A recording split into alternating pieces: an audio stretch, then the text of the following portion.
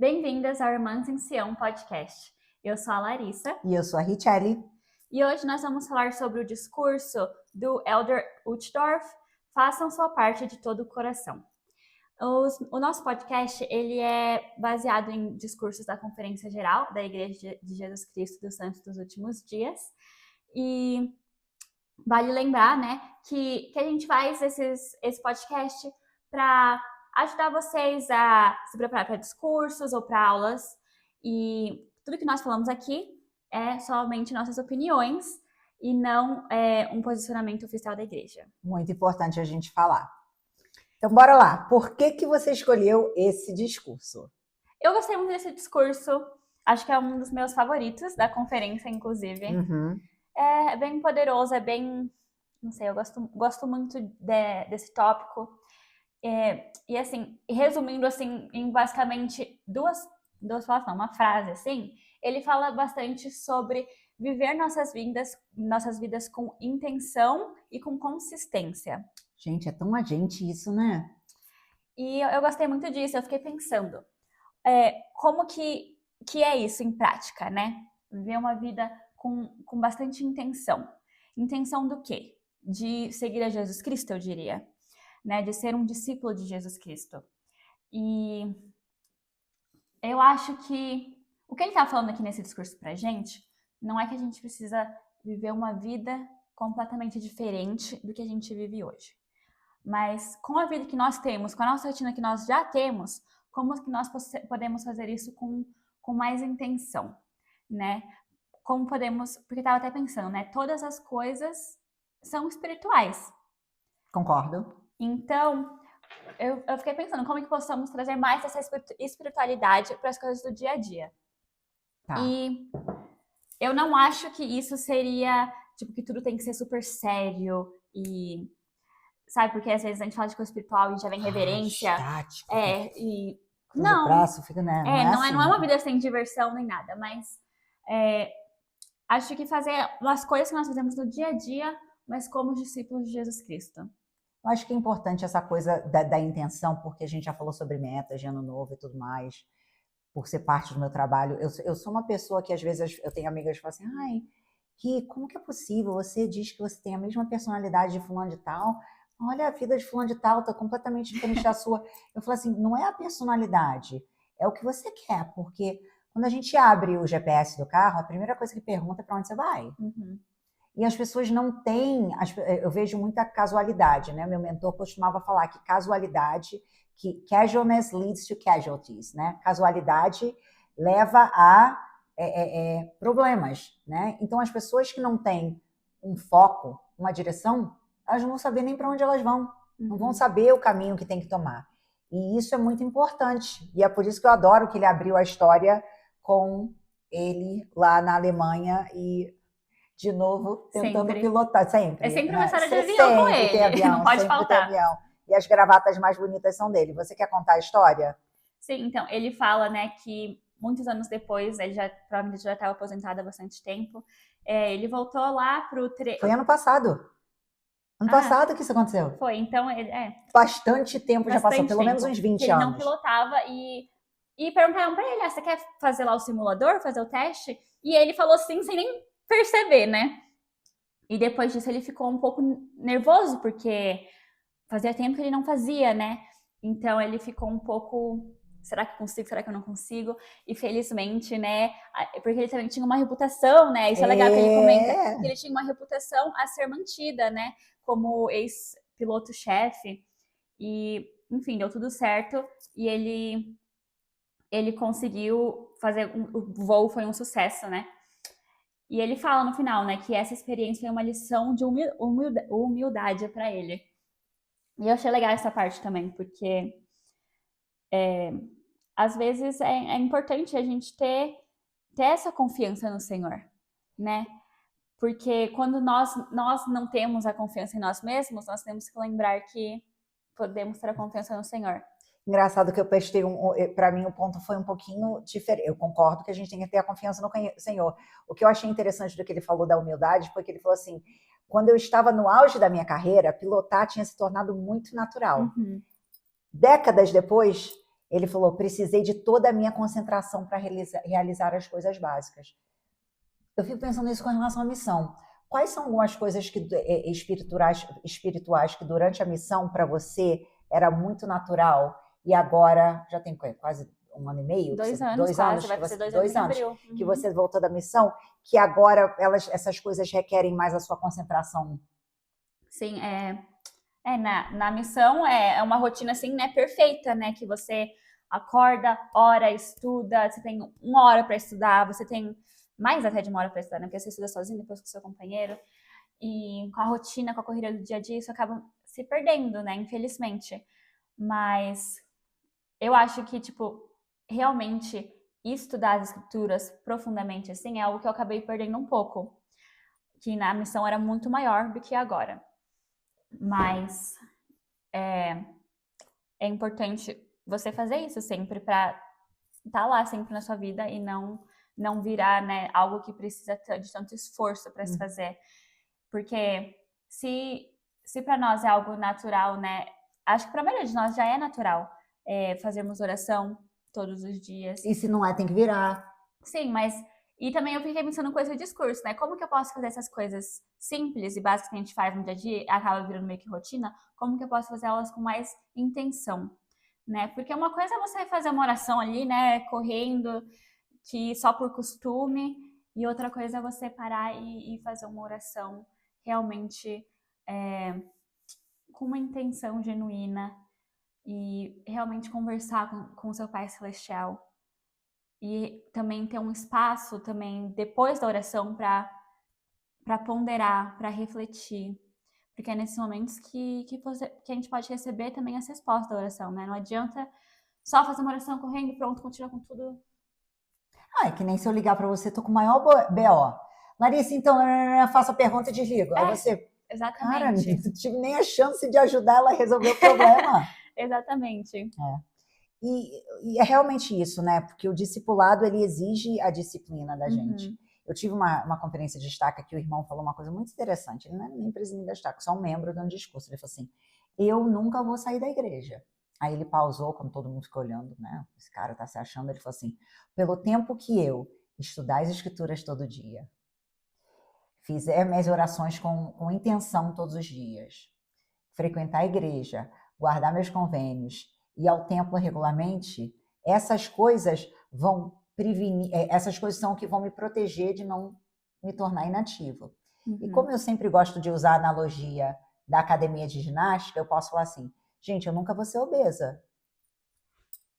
Porque quando eu malho todo dia, pelo tempo que eu malhar todo dia, comer de forma saudável todo dia, fazer escolhas saudáveis todo dia, o resultado dessas coisas vai ser a minha saúde física. Sim. Então, quais são as disciplinas que a gente precisa aplicar todos os dias para que a gente possa ter sucesso na vida espiritual? É a mesma coisa, você vê de forma diferente? O que você acha disso? Não, eu concordo super. E também sobre disciplina, ele fala, né, que tudo na vida, né, vocês podem passar anos adquirindo uma habilidade ou desenvolvendo um talento.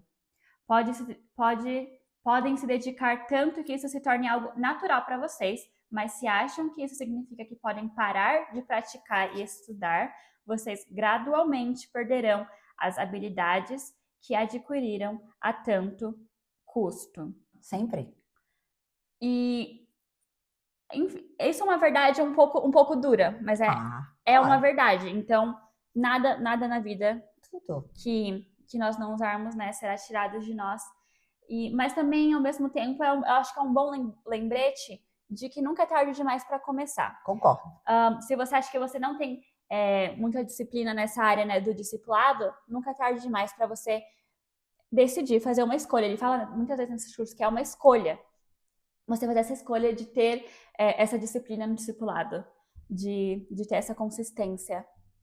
De primeiro escolher o que você quer, né? Então, assim, eu ouvi uma vez que o sucesso, ele não é uma compra, ele é um aluguel. E o aluguel é cobrado todo santo dia. Imagina você ver uma planta, você tem uma planta em casa, aí você fala assim pra planta, olha, tô indo viajar por 1 mês, você não precisa crescer, só não morre, hein?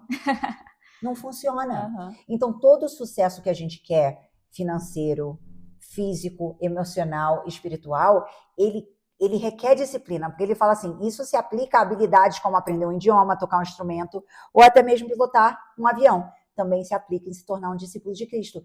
Então, isso não vai acontecer se eu não criar hábitos diários que me levem a Cristo. Porque se eu esqueço de fazer oração um dia, vou esquecer no outro dia. Se eu esqueço de ler a escritura um dia, daqui a pouco 2 dias, daqui a pouco 3 dias, não adianta que lá atrás eu era super sarada espiritualmente, lendo a escritura 2 horas por dia na missão, não. Quantas pessoas que a gente conhece que fez missão que não estão mais na igreja? Então não é a missão que vai ditar se você vai ter sucesso espiritual para o resto da vida. É o que você faz com o que você aprendeu com a missão e o que você escolhe fazer diariamente. Sim, ele fala que é algo que... Ele fala, a fé em Jesus Cristo é um dom, mas recebê-la é uma escolha consciente que requer um comprometimento de todo o nosso poder, mente e força. É uma prática diária, a cada hora. Exige aprendizado constante e comprometimento determinado. Então, é a cada hora, é em tudo que nós fazemos, né? E é a cada momento mesmo parar e pensar o que eu posso fazer aqui agora, né, para ser mais como Jesus Cristo, para seguir o exemplo dele, para abençoar a vida do meu próximo aqui, né? Inclusive, eu acho bem legal que tem gente que sempre fala assim, eu oro todo dia eu oro e peço para que Deus me dê, né, a oportunidade de servir alguém, ou que me dê, põe alguém no meu caminho que eu possa ajudar, né? E ficar procurando por essas coisas, né? Ter Esse foco. Esse foco em mente, isso. Eu gostei quando ele fala assim que a nossa disposição para poder continuar, né? Ela perdura porque continuamos a nutri-la, porque a colocamos em prática e ativamente e nunca desistimos. Sempre tem um momento, a coisa mais maravilhosa do sacrifício expiatório é que arrependimento não é um plano de opção, ele é o único plano, porque todos nós vamos precisar nos arrepender e apertar o reset ali e começar de novo, e isso é muito bonito. Mas é uma escolha, tem que ser feita, tem que se comprometer que eu vou cair, vou levantar quantas vezes forem necessárias. Eu tenho uma amiga minha que ela recebeu uma bênção uma vez que falou assim que o Senhor se regozijava na capacidade dela de cair e se levantar. Uau! Aí você pensa assim, então ela já caiu muito, o Senhor tem que falar isso? Caiu muito, mas o Senhor falou que ele se regozijava na capacidade dela tentar de novo e não desistir, porque a gente só tem 2 opções, arrependimento ou rebelião. Sim. E depois ele fala, né, sobre os nossos dons. Ele conta, né, a parábola dos talentos, né? Adoro. Que você pode ou multiplicar ou você pode deixar guardado lá como se fosse um prêmio na sua estante e não vai servir de nada. Você vai acabar perdendo essa habilidade e os seus dons, né? E eu acho interessante também que ele fala sobre os dons que às vezes a gente se sente que a gente não tem dons. O que não é verdade, está nas escrituras. Todos nós temos dons, cada um tem dom diferente para que todo mundo possa, inclusive, né, abençoar um ao outro. Mas eu fiquei pensando nisso, né, que uma das histórias mais importantes que nós contamos é a história sobre nós mesmos, que nós contamos sobre nós para nós mesmos. Porque se a gente fala para nós mesmos, não, eu não tenho talento, não, sabe, isso vai acabar te tirando, você não vai nem querer tentar procurar os talentos que você tem, desenvolver os talentos, né? E, inclusive, ele fala que uma das minhas partes preferidas, eu já vou ler, sobre quem nós somos, né? Que todos nós somos, que às vezes a gente se sente assim, e ele fala assim, como eu gostaria de poder abraçá-los e ajudá-los a compreender esta grande verdade. Vocês são abençoados seres de luz, filhos espirituais de um Deus divino, e carregam dentro de si um potencial que vai além do que podem imaginar. Como poetas já observaram, vocês vêm à Terra trazendo nuvens de glória. A história de sua origem é divina, assim como seu destino. Vocês saíram do céu para vir aqui, mas o céu jamais os deixou. Vocês estão longe de ser comuns, vocês têm muitos dons. Eu amo essa parte, é muito boa. Imagina se a gente vivesse a nossa vida realmente acreditando nisso. Realmente nos lembrando disso todos os dias. Porque o que eu acho que o mundo acaba fazendo com a gente? Ah, você está se achando. E aí o que Satanás usa isso para poder falar? Tá vendo? Então você não é ninguém. Eu tenho uma dificuldade muito grande de reconhecer meus talentos. Tava conversando com uma amiga minha essa semana que ela falou assim, eu compartilhando, desabafando com ela, ela falou assim, gente, cara, eu achava que você tinha assim uns 35% de loucura, é mais assim, é quase 80%. Eu falei isso porque eu só tô te contando metade da história. E ela falou assim, eu não sabia que você se sentia desse jeito. Eu falei, porque eu não falo para as pessoas dos meus problemas quando as pessoas não têm a capacidade de resolvê-los.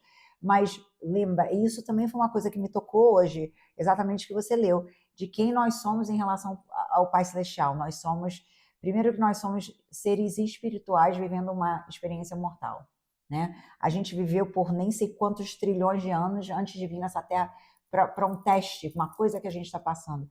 E se a gente não olhar a vida com olhos celestiais de como quem a gente está se tornando, os problemas podem consumir a gente a ponto de a gente se achar feia, inadequada, burra, espiritualmente problemática, quando na verdade são parte dos desafios. E Satanás quer usar essas coisas para poder distrair a gente, porque uma vez que ele consegue convencer a gente de que a gente não é ninguém, a gente se afasta de Deus, a quem a gente pertence.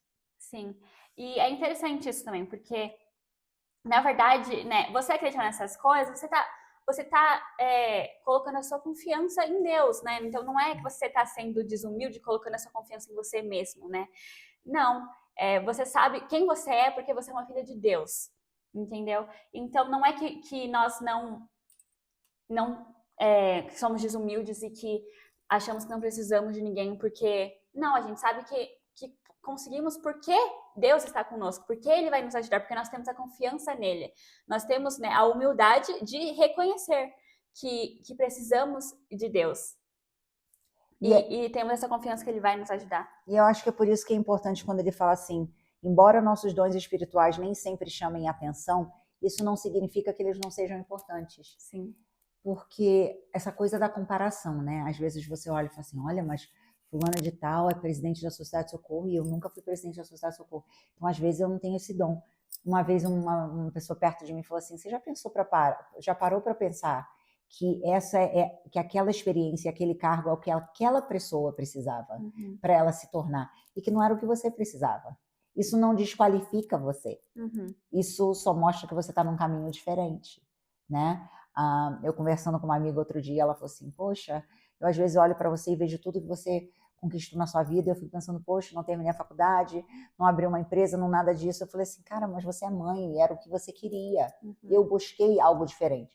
Sou mãe, sou esposa, mas eu busquei outras coisas também, né? Mas não quer dizer que só porque o nosso dom não tá, não sou um Mozart da vida, então eu sou horrível em música. Não, às vezes os seus dons de música são em níveis diferentes, que estão ajudando na primária, por exemplo.